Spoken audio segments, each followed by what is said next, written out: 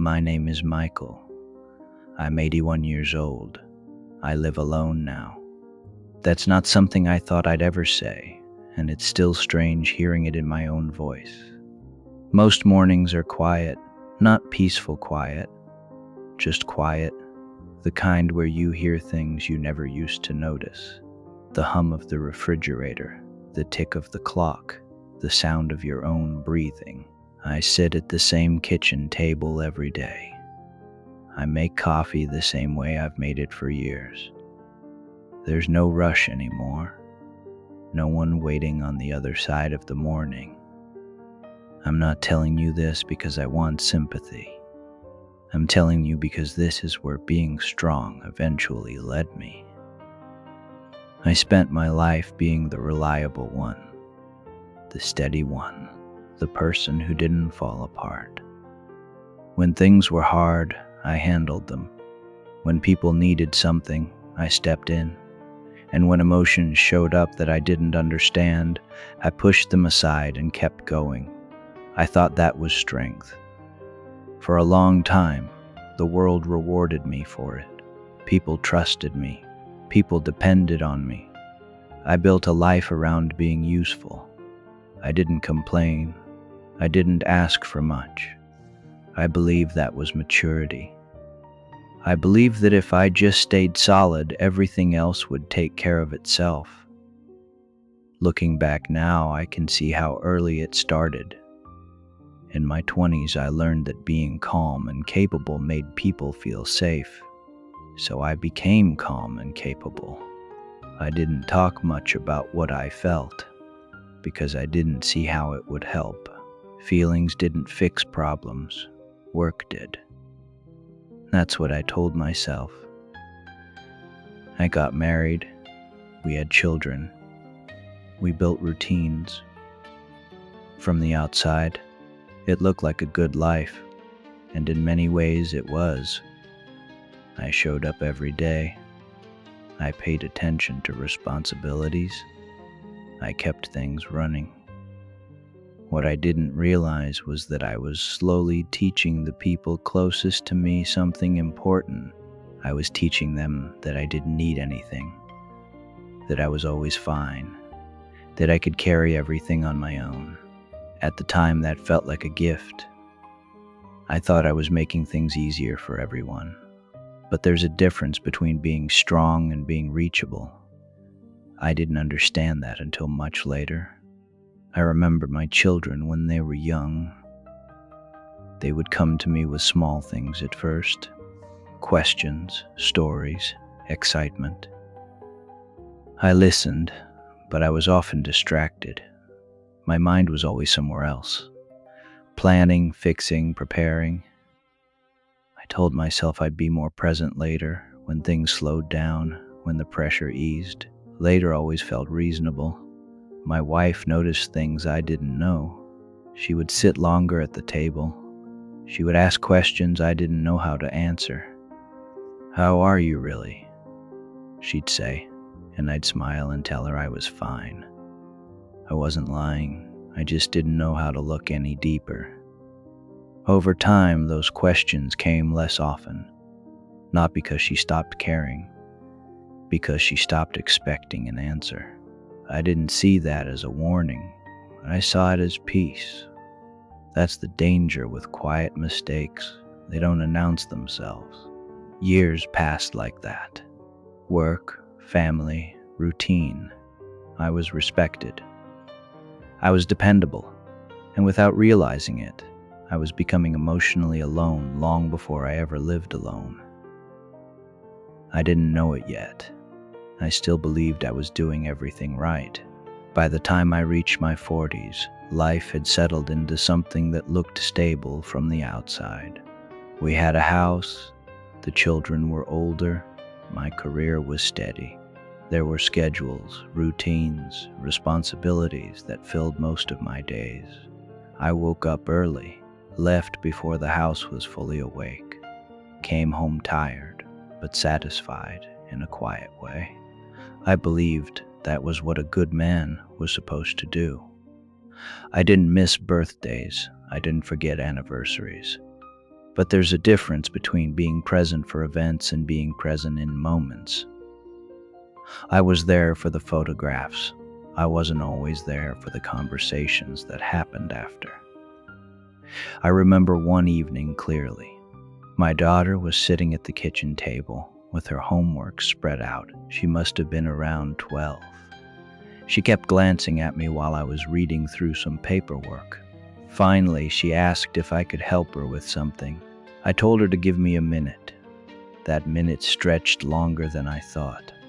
By the time I looked up, she had already figured it out herself. She smiled and said it was okay. I told myself I'd help more next time. Next time didn't feel urgent. There were dozens of moments like that. None of them felt like turning points. That's what made them easy to ignore. My wife tried to pull me back toward the center of the family more than once. She'd suggest small things, walks, conversations after dinner, weekends where we didn't plan anything productive. I agreed sometimes. But even when I was there, part of me was still measuring time, thinking about what needed to be fixed next. I thought I was protecting our future. I thought that being prepared was the same thing as being loving. She never accused me of anything. She never raised her voice or made demands. She just adjusted, and I mistook her adjustment for understanding. As the children grew older, they stopped coming to me with things that didn't have clear answers.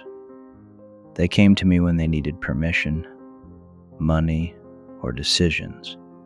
Those were areas I was comfortable in. I knew how to solve problems. I didn't know how to sit inside them with someone. When my son was a teenager, he went through a period where he barely spoke at dinner. My wife worried about him. She tried to draw him out. I told her it was normal. I told her he'd grow out of it. One night he asked if we could talk after dinner. I remember feeling tired. I remember saying, "Can it wait until tomorrow?" He said yes. He always said yes. I don't remember what he wanted to talk about anymore. I only remember that he never asked again. The erosion of closeness doesn't happen loudly. It happens through reasonable choices. You choose work because work is necessary. You choose silence because silence feels safe. You choose strength because strength is praised. And little by little, people stop knocking on doors they think are closed. My career improved over the years. I was promoted. I was trusted with bigger responsibilities. People described me as reliable, unshakable. I wore those descriptions like proof that I was doing something right. Inside the house, things were calm. No major arguments. No visible fractures. Just less conversation. Less shared space.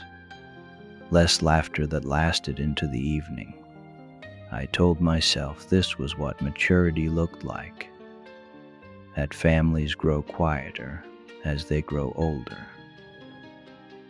Looking back, I can see the difference between quiet and distance. At the time, they felt the same. My wife and I began talking more about logistics than about life. Schedules, bills, plans. We were partners in responsibility. We were slowly becoming strangers in everything else.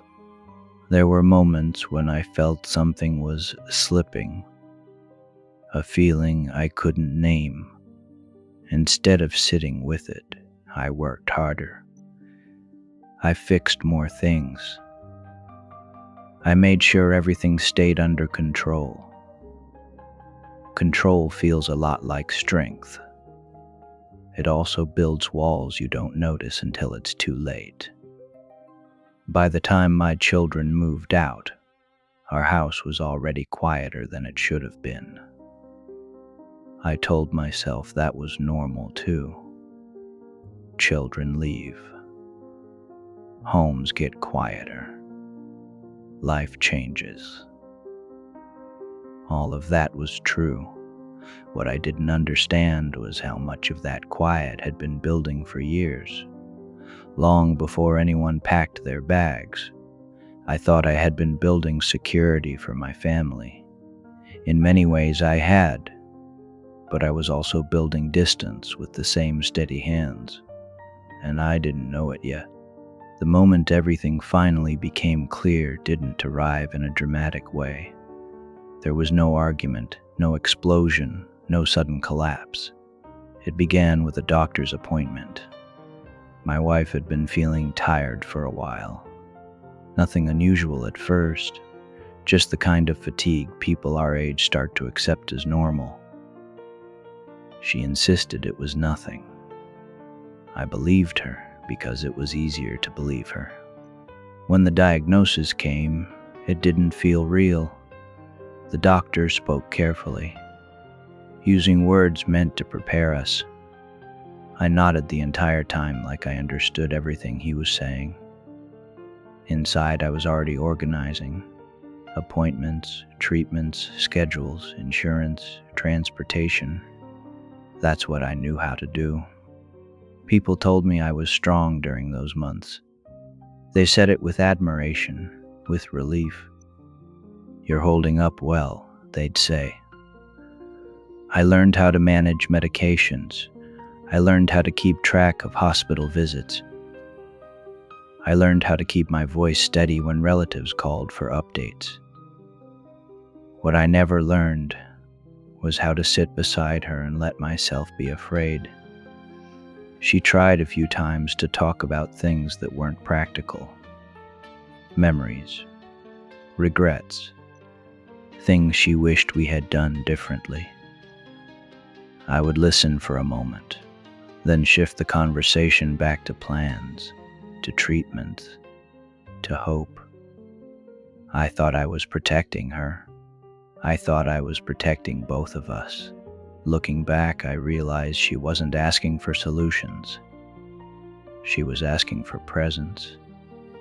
The hardest memory I carry is from one evening in the hospital. She was awake, watching the window as the sun was setting. She asked me if I was scared. It was a simple question, one I should have answered honestly. Instead, I told her everything would be okay. I said it calmly, confidently. She nodded, but she didn't look convinced. She just reached for my hand and held it quietly. That was the last real conversation we ever had. She passed away a few weeks later. The funeral was organized, respectful, full of people who cared about her and about me. I stood beside our children and thanked everyone for coming. I shook hands. I hugged relatives. I told people I would be all right, and I believed it at the time. Grief, when it first arrives, feels like noise. There are decisions to make, papers to sign, people to call. I stayed busy. Busyness had always protected me from things I didn't understand. But grief doesn't disappear just because you stay occupied. It waits. The house felt different when I came back from the funeral. Not emptier, just unfamiliar. Her chair was still there. Her books were still stacked beside the bed. Her coffee mug was still in the cupboard exactly where she left it. I walked through the house slowly, like I was visiting someone else's life. The silence wasn't peaceful. It was heavy. The first night alone, I sat at the kitchen table long after the coffee had gone cold. I kept expecting to hear her footsteps, or her voice asking if I wanted more coffee. That's when something inside me started to break open. Not loudly, not all at once, just enough to let certain memories come back with sharper edges. I remembered the time she asked me how I was really feeling, the time she tried to slow me down. The moments she waited for me to meet her somewhere emotionally, and I stayed standing where I felt safe, I realized that I had been strong for so long that I never learned how to be vulnerable with the person who loved me most. That understanding didn't feel like wisdom, it felt like loss, layered on top of the loss I was already carrying. After she died, my children visited more often at first. They checked on me. They helped with things around the house. I was grateful for it. But something in our conversations felt careful, like we were all stepping around something we didn't know how to name. They asked if I needed anything. I told them I was fine. That word had followed me my entire life, and it followed me into the quiet years that came after. As time passed, the visits became less frequent, not out of neglect, out of normal life moving forward. I didn't blame them. I understood how distance grows when it's been quietly practiced for decades. The real turning point wasn't the funeral. It wasn't even the first night alone. It was the moment I realized I didn't know how to ask the people I loved to stay close. I had spent a lifetime showing them that I could handle everything myself. I had made independence look like strength. And now, independence was exactly what I had left.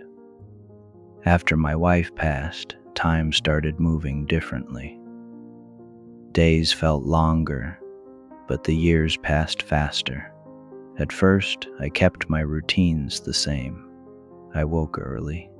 I kept the house in order. I stayed busy fixing things that didn't really need fixing. It felt right. It felt like staying strong.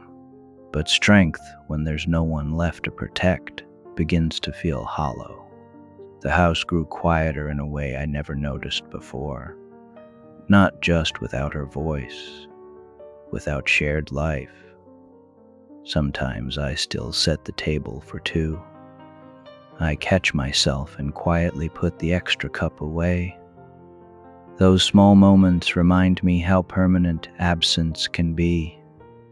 My children still call. They visit when they can. They care, and I know that. But relationships change when you spend years teaching people you don't need much from them. Our conversations are kind, respectful, but they rarely go deep. Sometimes I want to tell them things I never said when they were young, how proud I was, how much I loved watching them grow. The words feel heavy now, like they belong to a time I missed. They listen when I speak, but I can feel how unfamiliar it sounds to them, like hearing a language they recognize, but never learned to speak. I used to believe providing stability was enough. If the house was safe, the bills were paid, life would take care of the rest. That belief helped my family survive, but it also created distance I didn't see forming. Some things can be repaired with effort and time. Time itself is different. You can't go back and sit longer at the dinner table when your children still wanted to talk. You can't return to conversations you postponed because you didn't know how to have them. You can't give someone warmth years after they stopped waiting for it. I don't carry bitterness about my life. I carry clarity.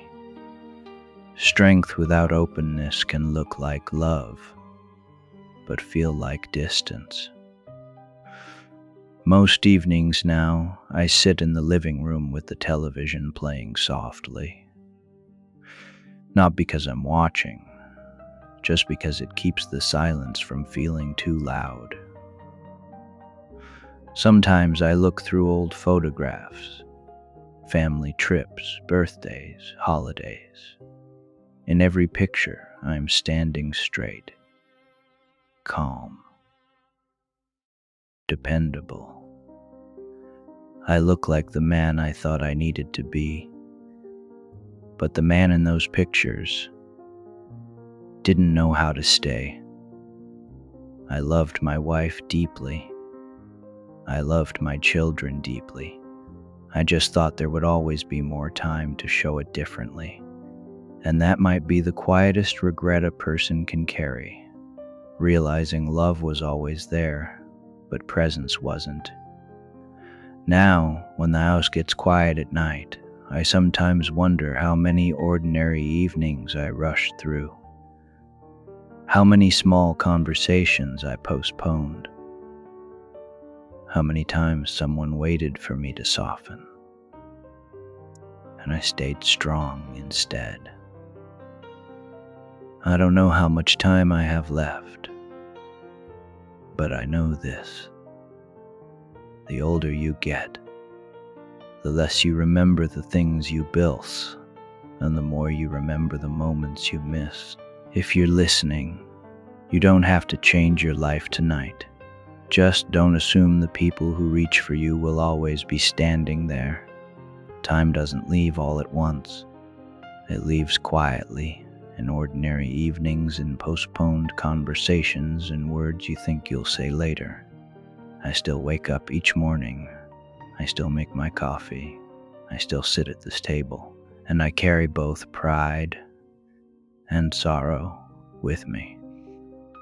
If this stayed with you for a moment, that's enough. If you feel like sharing your thoughts, you can. If not, that's all right too. Some truths don't need answers.